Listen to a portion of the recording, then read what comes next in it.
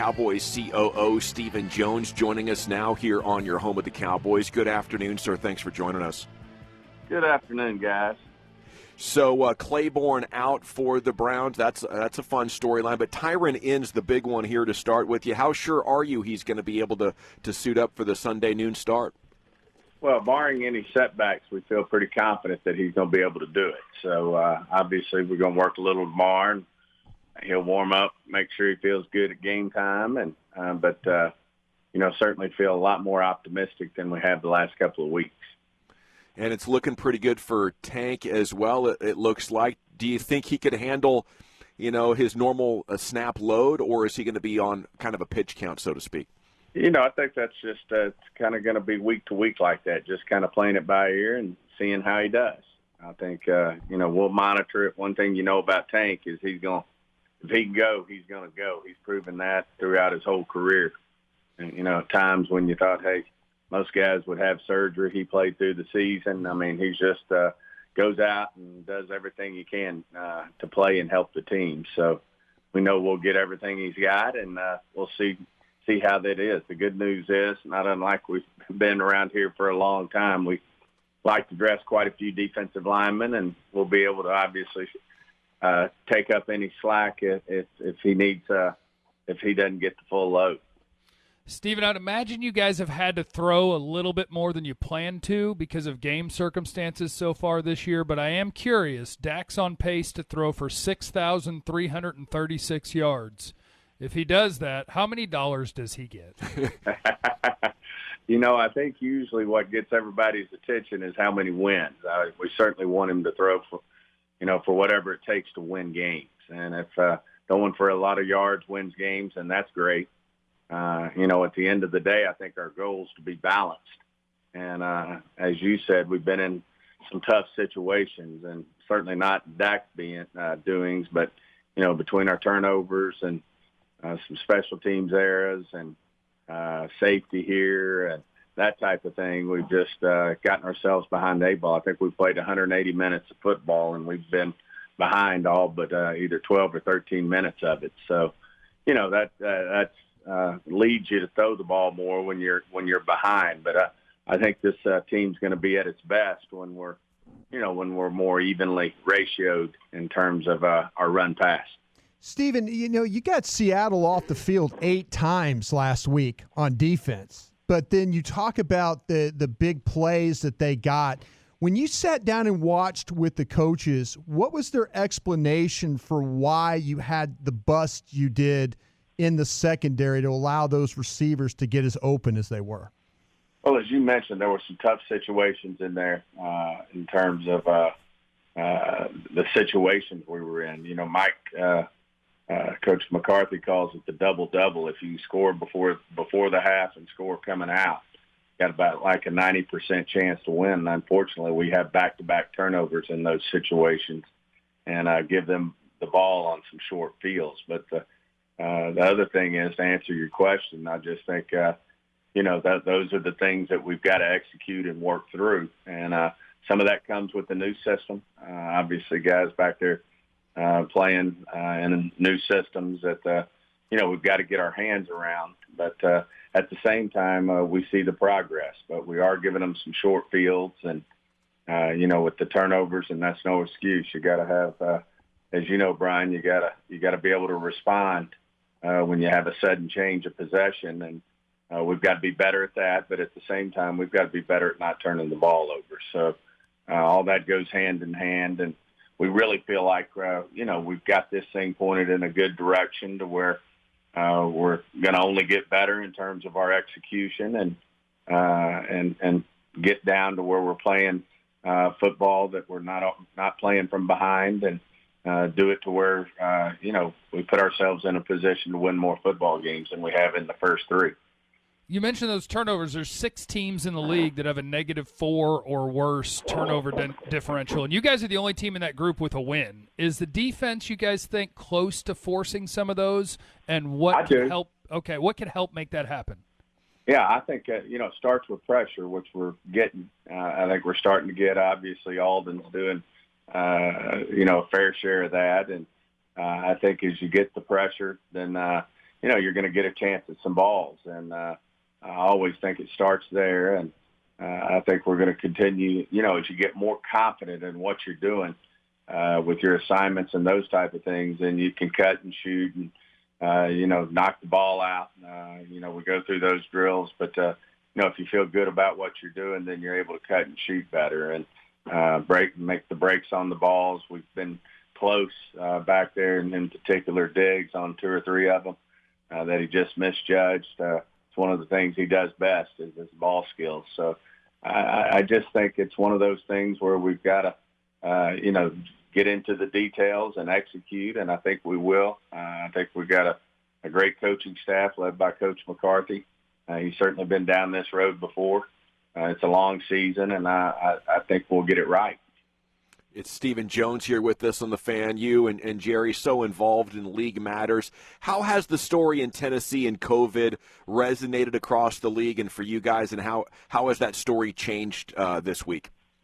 Well, I think it just shows you've got to stay on top of it. You can't get lax. I mean, you go through a run there where the NFL as a whole, was pretty much virus free, and you can let your guard down. I know, certainly that's the focus this week. We're getting, as you can imagine, a lot of reminders of protocols and best practices, and I think this does, bring it right back to the forefront that you really got to stay on top of doing things the right way, whether it's our players, whether it's our staffs, whether it's our protocols and procedures. You can't let up because you get that thing going in a certain environment, and then as you can see, it can spread, and you can go from having a couple cases to half a dozen to a dozen before you look up. So I think if anything, it brings to everybody's attention that you got to really pay attention to the details and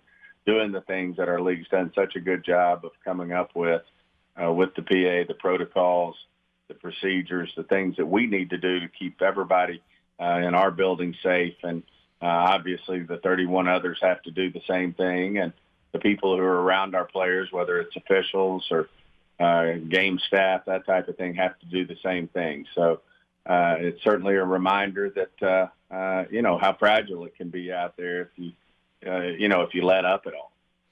Steven, I think fans are always interested in how the young players perform, especially rookies. When Tyler Biadasz got in at center there in the second half this weekend, what did you guys see from him, and is there any sort of competition going on at center, or was that just for that moment? No, absolutely there's a competition. I mean, that's our league, and especially when you're looking at a young player like Biadasz, he goes in there and he does a lot of really good things. He has some things he obviously has to work on before he's going to wrestle that job away from Joe Looney. And I can tell you, knowing Joe Looney, he's a competitor. He's one of the leaders in that room. He's certainly not going to go away quietly in terms of, the competition right there. So it's certainly a good one. I think that only makes you a better football team week in and week out when you have, great competition at a position. Certainly that's one of them for us. And I know Biadasz will continue to improve and push, and I know Joe's going to continue to work even harder to keep his job. Steven, if I can stay with that offensive line, though, and you guys were so high on Connor McGovern, and I wonder, is it because a previous staff drafted him with you guys, or is he not picking up what you need to be a part of what you're trying to do? I mean, you guys are shuffling guys around all over the place. Is he just not picking up what you're doing right now? Well, you got to remember, Brian, he's a rookie. He didn't get any practice in for the most part last year. And so he's really having his first shot at it. And as you know, being a rookie, especially inside where things are moving a little quicker, guys tend to play faster at tackle because there's not as much to think about out there on the edges other than you're going to go against some great players, and you got to be able to do your job out there. But it's certainly a lot more difficult to step in and play right away as in the inside. And with Connor missing all of last year, and getting off to somewhat, recovering from his injury, a slow start, and then not having any mini camps or that type of thing. It's, it was really his first football was coming into training, our training camp. So we're still very high on him. I think he's going to continue to get better. And at some point here, not going to be surprised at all to see him in the mix here. With offensive line play, I think everybody, when you're missing a couple of guys, worries about pass protection. But Zeke on the year so far is under 4 yards per carry, and I think we all think that he looks physically great. How much can missing those guys on the line affect your ability to be able to run? Well, anytime you don't have your best guys, you're not gonna be quite as good. But whether it's the run game, the protection game, but if you ask Zeke and Dak, are they thrilled that 77 is probably going to be back? I bet they smile. As much as you admire the job that Steele and admire the job these Knight and those guys are doing out there, anytime you get your frontline guys back, it helps. The other thing, though, I will say, obviously hats off to Seattle for, committing to stop the run there early. That was certainly one of their objectives. It was tough going in there early, and we weren't having a lot of success. So, we started throwing the ball around and, doing it very successfully. And we were able to throw them out of that, really loading up in there on Zeke. And Zeke had some better runs there late in the second half. So, it's just one of those things. You got to pick your poison. I think this football team can run it very effectively and throw it very effectively. If once we get into a rhythm and, do things where we're not having to, fight from behind and we're not turning the ball over, I think this thing is going to find its way, and you're going to see that we can be a very good balanced offense. Stephen, I'm going to give you credit for fighting the scouts off and the coaches about Cedric Wilson. Congratulations on doing that. I know you had to take it. You probably stood up at that time and said, hey, we need to keep this guy on the roster, right? You weren't going to let the scouts or the coaches cut that guy, were you?